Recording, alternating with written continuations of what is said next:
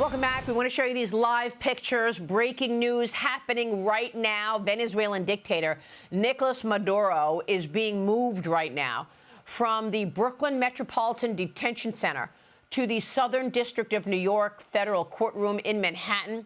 He is on that helicopter being transported to the New York City courtroom where he and his wife will face arraignment today at 12 p.m. noon. He is being charged with narco-terrorism. And we are watching this helicopter now transport Maduro and his wife from Brooklyn to Manhattan to face the arraignment today at noontime. We will bring you the very latest developments and anything we find from this transport from Brooklyn to New York City. Maduro and his wife on that chopper right now. Meanwhile, there's this. The Senate sets to vote on a bipartisan war powers resolution this week. It aims to block President Trump from keeping up military action in Venezuela. The measure, co-sponsored by Democrats Chuck Schumer and Tim Kaine, along with Rand Paul.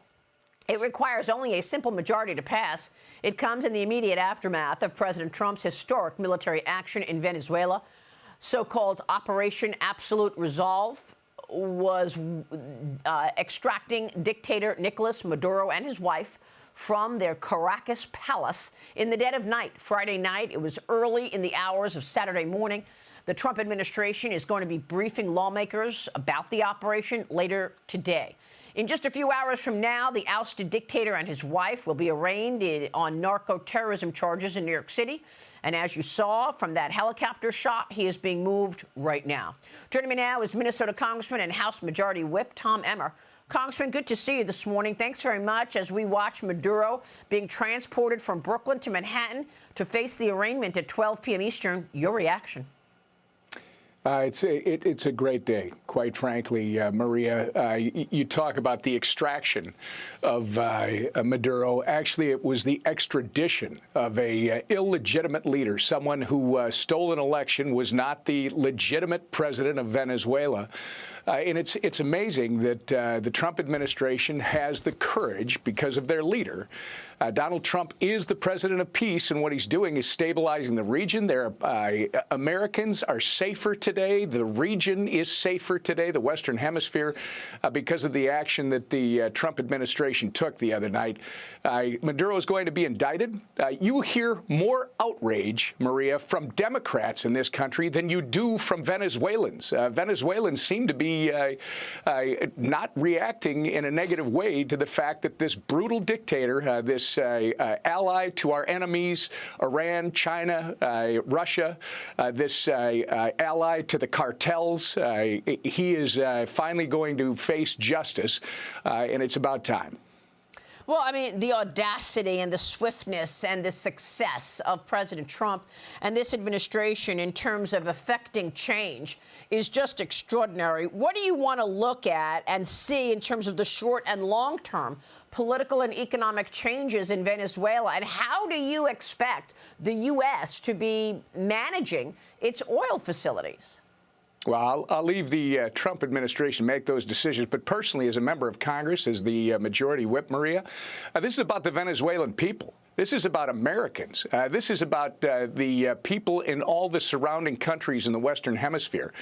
Literally what the Trump administration has done by bringing this dictator, this thug, to justice, is he's thrown a wrench in the activities of the cartels, shipping fentanyl into this country that has killed hundreds of thousands of Americans.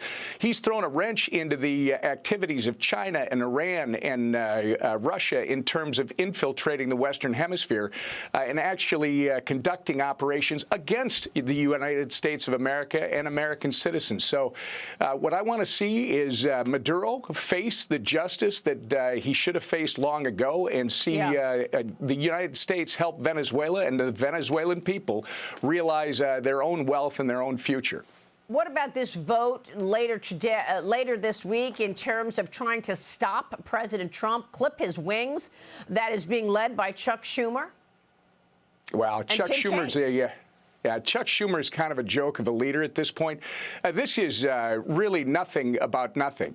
They're going to have a little fun with a War Powers Act. They can bloviate all they want. At the end of the day, this was a law enforcement action, Maria. This is where the United States of America went in and extradited, much like we did years ago with Noriega in Panama. They went and extradited a drug kingpin, someone who was the facilitator of the deaths of hundreds of thousands of Americans, and they're bringing him to justice.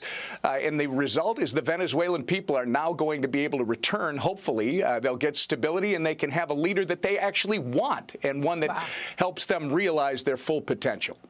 All right, let me switch gears and ask you about Minnesota, because Minnesota Governor Tim Walz is holding a news conference later today regarding what his office is saying is quote-unquote news of the day. But there are reports swirling this morning, Congressman, that he could withdraw from his 2026 re-election bid. And you know why. Walz is under massive fire over Minnesota's multi-billion-dollar fraud. The Small Business Administration has suspended nearly 7,000 Minnesota borrowers over a suspected $400 million pandemic loan fraud. The Trump administration also freezing child care payments after those viral videos alleged fraud, giving state officials until next week to provide data or risk losing federal money, Congressman. What is your reaction to what has taken place here, as we've seen video after video of all of these quote-unquote daycare centers where people cannot find any children? Meanwhile, these quote-unquote daycare centers have been receiving federal money now for how long? Maria, we've been trying to sound the alarm on this fraud for over 3 years. It was being investigated even 10 years ago.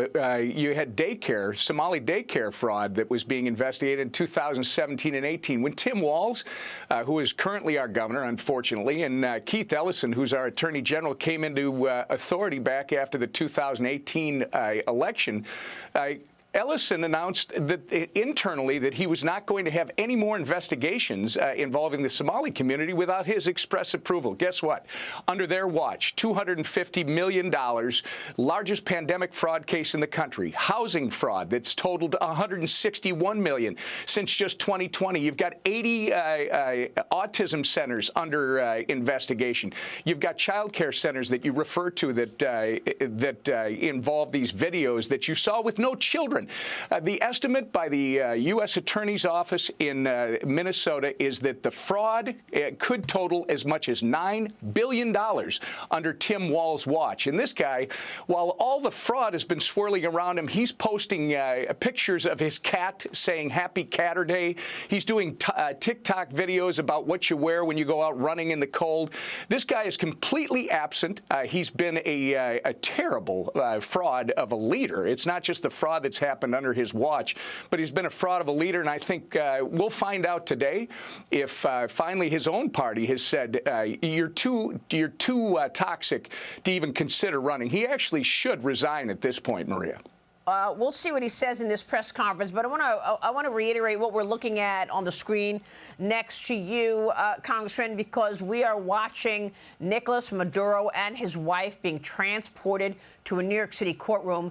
These are DEA agents walking Maduro and his wife onto now from the helicopter to a bus to go to the New York City courtroom to get arraigned at 12 p.m. this afternoon in New York City. This is going to be something to watch as Maduro is going to get indicted.